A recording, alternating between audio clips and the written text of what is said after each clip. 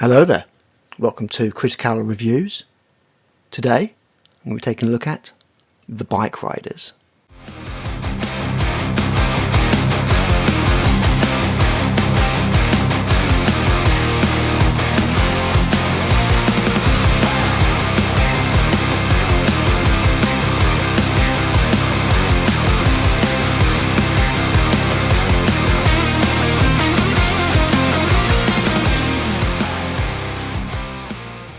The Bike Riders, directed by Jeff Nichols and starring Austin Butler, Tom Hardy and Jodie Comer, is based upon the book of the same name by photojournalist Danny Lyons, who rode with the bike club for a few years in the 60s, documenting events and capturing interviews.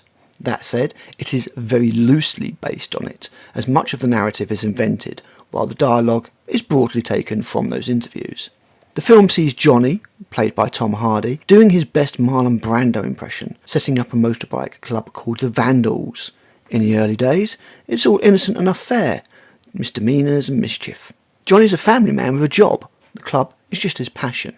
They have a base, they ride, they go to picnics and drink and get stoned with their wives. It's all very enthusiast level men unwinding, having fun, getting in scraps, and then bonding afterwards over the love of their choppers.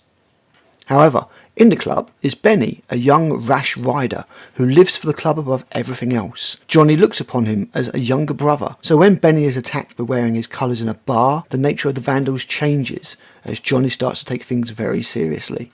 When the Vandals' notoriety starts to draw in more and more young malcontents, Johnny starts to wonder if he can retain control of the club he started or whether he will lose everything that he has built. The story is told largely through the flashbacks of an interview with Kathy Butler, Benny's wife. Kathy is superbly portrayed by Jodie Comer, proving once again that Brit actors can do great American accents. She definitely portrays a put-upon, weary but devoted spouse, worried she will lose her love to the Vandals, killed one day as a result of his brashness. Butler, for his part, plays Benny with a sneer and an easy insouciance that puts one in mind of James Dean or the like.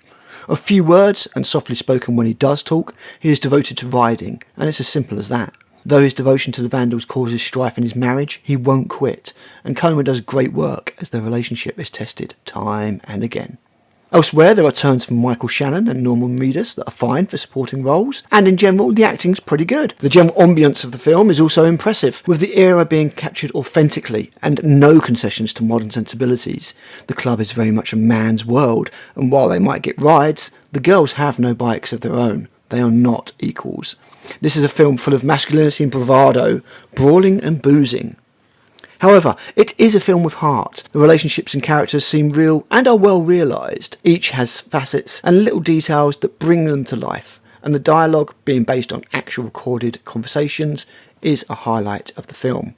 Where the film struggles is with the pacing and the length, as with so often of late. Put simply, the film just isn't exciting enough. There are few moments of note to justify the 2-hour runtime, and the film just drags a little bit, despite the spirited and committed performances all round. Its main problems are structural, not in the details, or the attitude of the film, as it's pretty referential, in all honesty.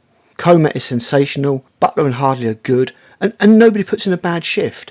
It's well directed, and it looks great, but sadly, these bike riders just never really get out of second gear. Thanks for listening. I've been Critical. I'll be back with another movie review soon.